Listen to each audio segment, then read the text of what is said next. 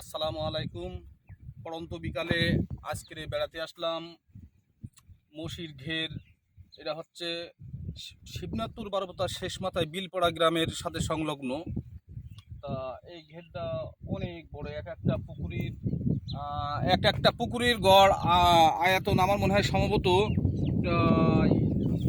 15 বিঘে হবে প্রায়। এরকম পুকুর আছে, এরকম 20-25টা পুকুরই কিনা আছে, 300 বিঘে মতন ঘের আছে এই জায়গায়। তা এই ঘেরটা আমি 2004 সালে বা 3 সালে, হয় 2004 সালে প্রথম বা 3 সালে আমি আইসি। তখন মশিয়াজির ম্যানেজার ছিল হচ্ছে কৌসার, মানে দায়িত্ব ছিল তার। তা আমরা আবার কৌসার এখন বিয়ে হয়েছে তখন মামু বলতাম। তাদের গ্রামের সম্পর্কে একটা সম্পর্ক ছিল, সেই সেই মামু বলতাম। তা বলছে মামু মাছ নিয়ে আসতে যেয়ে নি। তাই একদিন আইসি, তা আমার একটা মাছ দিয়েছে মৃগেল মাছ। তা মৃগেল মাছটা হয়েছে আমার প্রায় 4 কেজির কাছাকাছি। আর যাই হোক, তা ওই মাছ খাবার গল্প যখন বলেছি তখন ওই মামু আমার আর একবার বলছে, তুমি আর একদিন যে আনদিন তোমার মাছ কি পোষায়নি। এবার একদিন আইসি, ব্রিকেট মাছ আছে, ব্রিকেট মাছ প্রায় 7 কেজির কাছাকাছি হয়েছে একটা মাছ। যে প্যাকেটে দিয়েছে, প্যাকেট মোটরসাইকেল নিয়ে যাচ্ছে, সে প্যাকেট ছিঁড়ে যাচ্ছে এরকম। 7 কেজি একটা মাছ মানে বিশাল ব্যাপার। তা পুকুরতে যখন মাছ মানে জাল দিয়ে মাছ ধরছে, সদ্য ওই মাছ নিয়ে নে, ওর মজা একটা আলাদা। যেহেতু আমি কিনছি নে, আমি প্র্যাকটিক্যাল, এটা আমার ক্ষেত খামার আমার না, একজনা যার আন্ডারে রয়েছে সেই আমার দিচ্ছে। তার জিনিসটা নিতে একটু ভালো লেগে গেলো, আনন্দ লেগে গেলো। কেনার ক্ষমতা যে নেই আমাদের, আল্লাহর রহমতে আছে, ডাল ভাত খাই।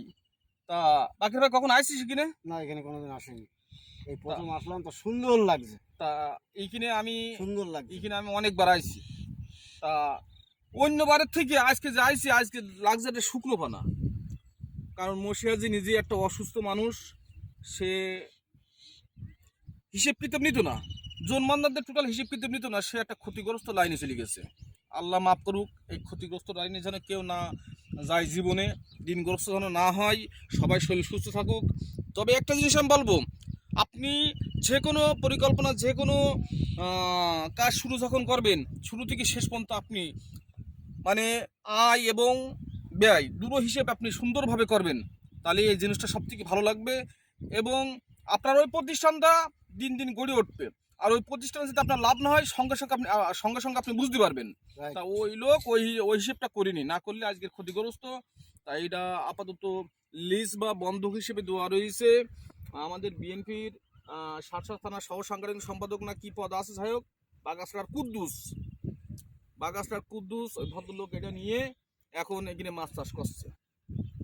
তো এইখানে আসলাম, তা আগে যখন আসতাম তখন মাছ এই পাশে লাফ মারবে, ও পাশে লাফ মারবে, কিন্তু আজকে দেখছি কোনো মাছের কোনো লাফ মারা নেই, আর লোকজন তো নেই। আর মশি হাজি যখন দায়িত্ব নিজে ছিল, তার আন্ডারে যখন ছিল, গরু এখানে গরুর খাটালগুলো ওই রয়েছে, ওই পাশে গরুর খাটাল রয়েছে, কত গরু আর কত গাই গরু, সে তার কোনো শেষ নেই। আজকে সেই কাজটা করছে পুটখালির নাসির, আজকে সেই কাজটা করছে আবুধায়ের ভারত।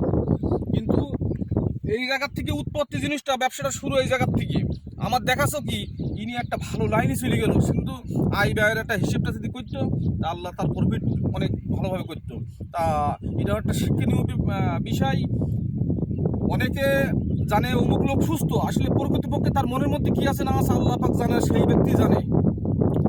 তা আপনারা যে কোনো কাজ করবেন, হিসেব কিতাবের কাজ করবেন, তাহলে আপনারা পরিপূর্ণভাবে সেই ব্যবসাটা লাভবান হতে পারবেন।